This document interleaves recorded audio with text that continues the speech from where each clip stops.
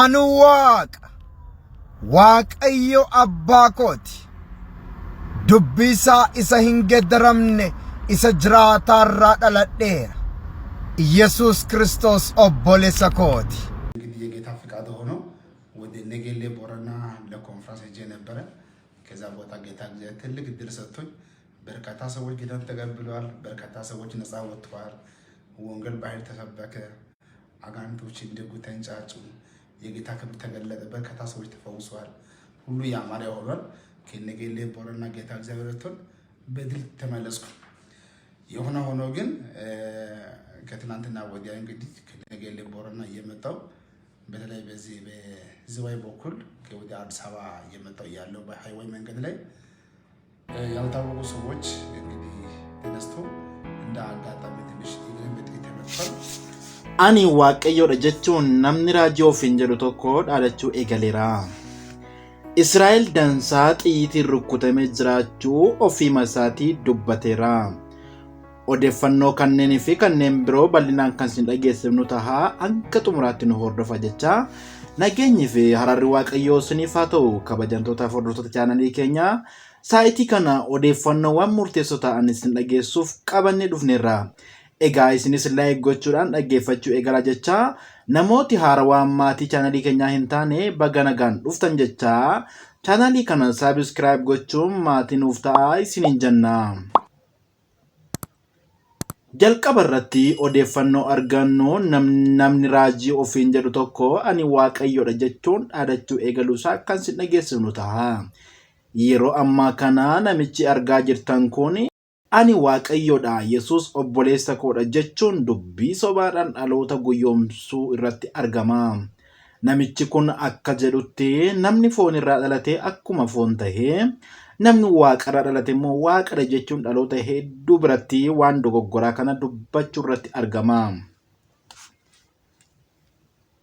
Inni ani waaqayyo gooftaa kee isa mana garbummaa biyya Gibxii keessaa si baasedha. Waaqayyoolii kan biraa tokkollee ana bukkeetti hin qabaatiin. Akkuma kutaan kun jedhu namni kun garuu anatu waaqadha. Anis waaqeffamuun qaba waan jedhu fakkaata. Kanaaf amantoonni namoota akkasiirraa of eeggadha. Kun waan haaraa miti. Yesuus immoo deebisee homtinu akka isin wallaalchifnetti akeekkadha. Baay'een ani masiidha jechuun maqaa kootiin hin dhufu namoota baay'ees hin wallaalchisu. Wangeela Maatiyos boqonnaa 24 lakkoofsa 4-5 irraan isin dubbise.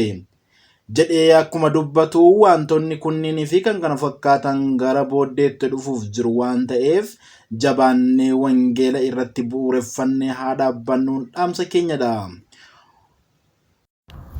Anu Waaqayyo abbaa kooti.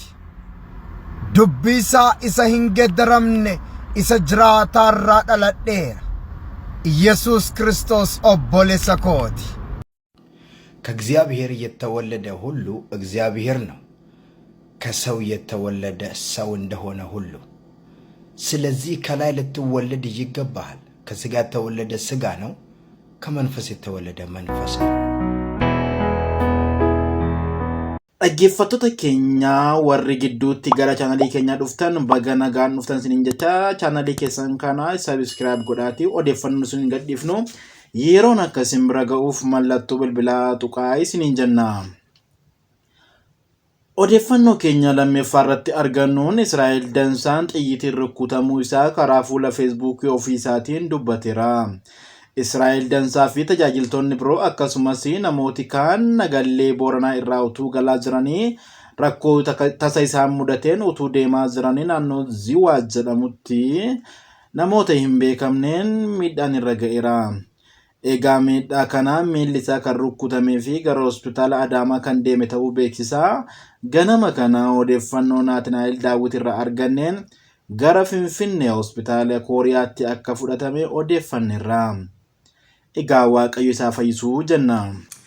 በኢትዮጵያ ከኢትዮጵያ ውጭ ያላችሁ ቅዱሳኖች ኢትዮጵያዊ የሆናችሁ ኤርትራዊ የሆናችሁ ሁላችሁ ደህና ናችሁ? ጌታ እግዚአብሔር መልካም ነው። በክፉ ቀን በመከራ ቀን ጌታ እግዚአብሔር ነፃ የሚያወጣ አምላክ ስሙ ይባረክ። ሰሞኑን እንግዲህ የጌታ ፍቃድ ሆኖ ወደ ነገሌ ቦረና ለኮንፈረንስ ሄጄ ነበረ። ከዛ ቦታ ጌታ እግዚአብሔር ትልቅ እድል ሰጥቶኝ በርካታ ሰዎች ጌታን ተቀብለዋል። በርካታ ሰዎች ነፃ ወጥተዋል። ወንጌል በኃይል ተሰበከ። አጋንንቶች እንደጉ ተንጫጩ። የጌታ ክብር ተገለጠ። በርካታ ሰዎች ተፈውሰዋል። ሁሉ ያማረ ሆኗል። ከነገሌ ቦረና ጌታ እግዚአብሔር ረድቶን በድል ተመለስኩ።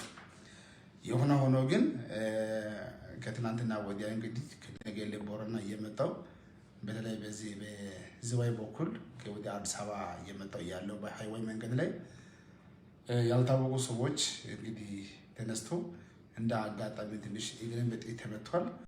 ጌታ እግዚአብሔር መልካም ነው። ያያክል ብዙ መጎዳ አይደለምና የታሰበው ትልቅ ጉዳይ ነበረ። ጌታ ጣልቃ ገብቶ ሁሉ ሰላም ሆኗል፣ መልካም ሆኗል። ጌታ እግዚአብሔር ከረዳን በቅርብ ጊዜ ውስጥ እንግዲህ ወደምወደው አገልግሎት ይመለሳለሁ። ስለዚህ ማይቢ አንዳንድ ወደ ሰምታችሁ የምትወዱ ሰዎች እንዳትረብሽ ብዬ ነውና ጌታ መልካም ነው፣ ሁሉ ሰላም ነው። እንደመጣ አልሆነ ሰይጣን ያስበው ትልቅ ነገር ነው፣ ግን ጌታ ጣልቃ ገብቷል። ሁሉ ሰላም ሆኖ ሁሉ መልካም ነውና በቅርብ ጊዜ ውስጥ ጌታ እግዚአብሔር ከረዳ እንግዲህ መደበኛ አምልኮ ይቀጥላሉ። አሁን ያማረ ይሆናል።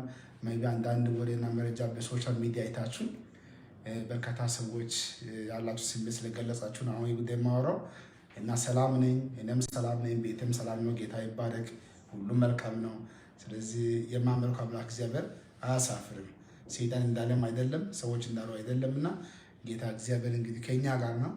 ክፉ አገኘን፣ ስሙ ይባረክ። ስለዚህ ማይቢ አንዳንድ ወሬ ሰምታችሁ እንዳትረብሹ ብዬ ነው የጉዳይ ይዤ መጣሁ። በቅርብ ጊዜ ውስጥ መደበኛ አምልኮ ይጀምራለሁ። አሁን ሰላም ነው። ትንሽ ጥይት መቱን በእግሬ ቢሆንም ብዙ አልተጎዳም። ያ ሁሉ ወጥቶ አልቋል። አሁን ጌታ እግዚአብሔር ረድቶኝ ወደ ቤቴ ገብቻለሁ። ሁሉ ሰላም ነው፣ መልካም ይሆናል። ድንቁ ኢየሱስ ድንቅ ያደርጋል። ሰይጣን ግራ ይግባው፣ እኛ እንቀጥላለን። ያማረ ይሆናል። ለሰው የማይቻል እግዚአብሔር ይቻላል። ድንቁ ኢየሱስ ድንቅ ያደርጋል። ለሁላችሁ ሰላም ይሁን፣ መልካም ይሁን። ክፉ አገኛችሁ፣ ቤታችሁ ይባረክ።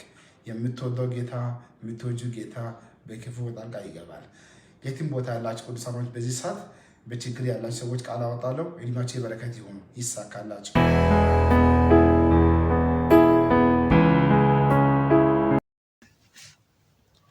Dhaggeeffattoota keenya odeeffannoo saayitii kanaaf qabannee dhufnee kanumaan goolabaa odeeffannoo biraan hanga walitti deeminutti namoonni chaanalii keenyaaf haaraa taatan saabskiraayib godhaa. Akkasumas odeeffannoon keenya dursee akkasiin dhaqqabuuf mallattoo bilbilaa tuqaa isiniin jechaa turtiin wajjin qabaattaniif ulfaadhaa. Odeeffannoo ta'an hanga walitti deeminutti yeroo gaarii qabaadhaa. Eebbifamaa.